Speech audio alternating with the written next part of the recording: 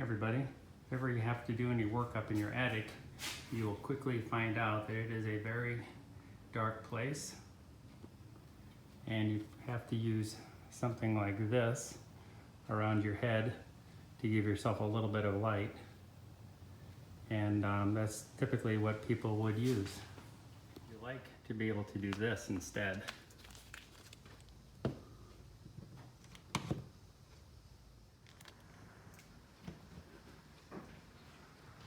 How would you like to have a completely lit attic space to be able to do your work? I'm going to show you some different components that you can pick up on your own. And it's a very easy DIY project that you could do over a weekend. You can have a completely lit attic space. So let me show you the components. So what you need for this kind of a light setup for your attic is a set of string lights. I'm going to give you a good look at this one here that I like. This is from Smart Electrician. I got these at Menards, and I believe that this is the part number here. So that's what you'd want to search for if you want to buy these on Amazon or whatever. And these are just a string light. As you see, they all plug together into a continuous string. This box comes with 5 10-foot strings. They look like this. Of course, they will spread out. And they're LED, so you can hang up to 15 sets of these lights. So that'll easily take care of your attic space. And with these being all LED, they don't use hardly any electricity. But for me in my attic, 2 boxes of these worked out perfect. So that's really what that setup is. A couple other things that you will need. Took one out of the box here for you to be able to see it. Is you'll need an extension cord to be able to get up to your attic to the very end of your first string. So whatever length you need to get down to your garage or get down to a outlet in your house somewhere, you'll need that. And then the other main thing that you'll need is really some staples, and just get the appropriate size. These 1/4-inch staples worked really good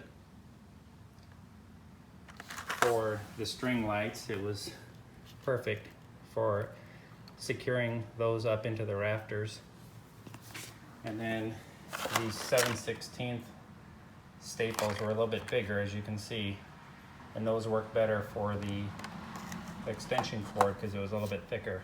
But you'll want something like that to get them all secured up and out of the way for you. So, and what you'll do to install these, and I'll show you the complete installation here when we're all done, but this will swivel around so you can point your light in the different directions. You can see there's a little ball thing there. And they're made to hook on to like a hook, but I think that's kind of silly. I took all these out and I just put a screw through there into a rafter, and it held it into place really good, so I just got rid of that. So that's all. That's what those look like up close. So I'll show you a little bit here what the finished product looks like and how I specifically ran everything. So here is the finished product. We'll come up here into the attic space. You can see where this extension cord is that I showed you that I plugged in down in the receptacle.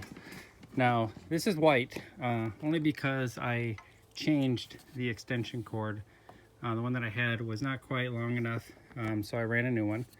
So normally this extension cord would be spooled up here. I just put right here real close to where I climb up. I screwed in a piece of Velcro. So normally I will spool up this extension cord. It'll be disconnected under normal use. This is only temporary use.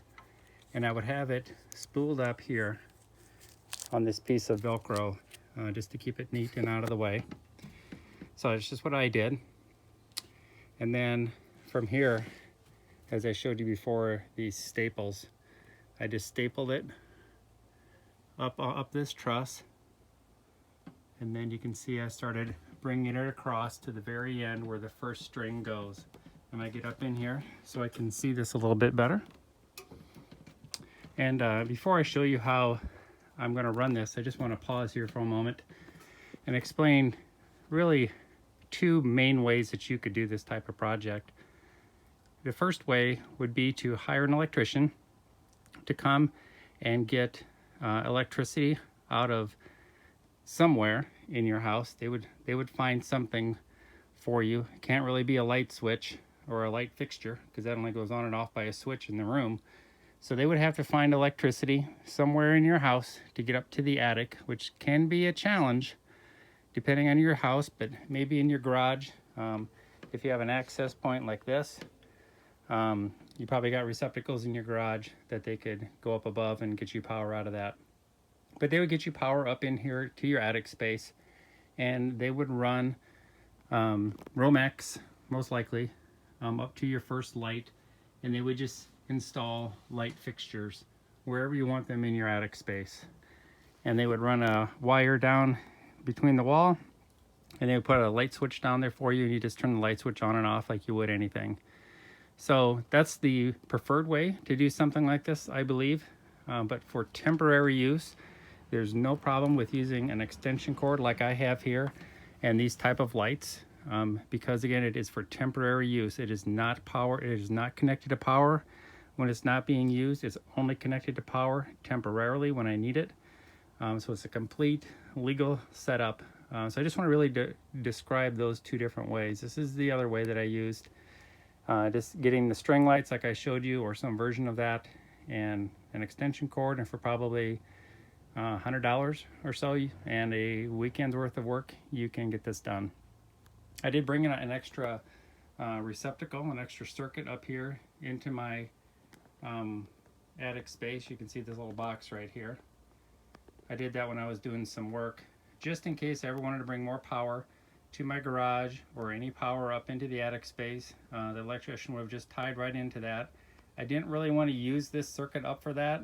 Our house is a fairly new house, and I really want to reserve that circuit for maybe a future electric car dedicated outlet in the garage or something else. Didn't intend to use it, but so that's an option there. And before I show you what I did here, I also want to just mention, take a little bit of time and install some ways to be able to walk around safely in your attic space.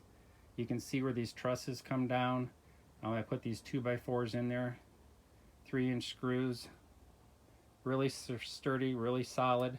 You can also put some boards down, screw those into the joists that go across, and just spend some time to do that in your attic space so you can get around, so people who come to do work in your house down the road can get around safely and easily, and limit the risk of them falling through your drywall and into your living space. You've probably seen that many times on America's Funniest Videos. You would not like it in your house, so spend a little bit of time to do that. So I just wanted to chat about that briefly. But I'm going to climb up in here into the attic space and show you how I did this. As I mentioned, here's where the extension cord comes up, and normally would be spooled up right there. So I just got those clips out and hammered those into these 2x4s up underneath this truss. Just do it somewhere where it's out of the way and you're not gonna snag on it. It's not gonna get yanked by anything. It's not gonna get damaged by anything. As you see, it's a very tucked away place up underneath this 2x4. So I just put a staple at every intersection there. And you're just gonna take that extension cord all the way down to your first string of lights. I brought it way down, out of the way, back behind there, and up again, so it's out of the way, not gonna get damaged, but all accessible, all legal for this type of a setup. And then you're just gonna, here's gonna be the end of your extension cord. So make sure you got a good staple there to support it, and another one close by on the other end. This will never come apart because it's supported right there, and it's supported also within basically 6 inches of that. And then here's the first string light that goes, and you continue them on into your attic space. So again, that just plugs in, goes up to your first light, and then they all just plug in together. As I mentioned earlier, the those white staples, those smaller ones, are really good for that cable, for that power cable of these string lights. I have to say that I'm just going to give you a better look here in the attic space. I probably would not buy these lights. I know I mentioned earlier in the video that I like these, and I initially did, but I had one go out already on me down here. I think I went out. I'm not sure if what happened. It's certainly plugged in really well. I did notice that the housing on those are plastic. So I don't know, longevity wise. So to me, being in an attic space like this where you've got some temperature extremes, I would not skimp on the quality of string lights that you get. Get a good quality, and make sure they're LED, so you're not using much power, not bringing much heat up here. And so anyway, just a comment on those. I was surprised from the time I filmed this earlier, and I was showing you those in the box, until now that has happened. So anyway, as you can see, I ran those all the way down this side. I'm gonna be doing some work in here, putting some sun tunnel skylights in. We're gonna have total lighting in here. I wrapped around the other side.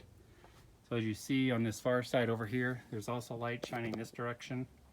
So it just kind of came down on the other side of this main tie here in these trusses to get some light over to this part of the attic space. So put as much as you want within limits of what the box says that you can do, and you should have a good setup. So I hope this was helpful to you all, and it gives you some idea how you can get some light up in your attic pretty easily if you're able to get up and around here. Make sure you check your local codes, and so you're doing things legal and everything. So I don't take responsibility for the work that you do. This is just to give you an idea, let you know how I did this.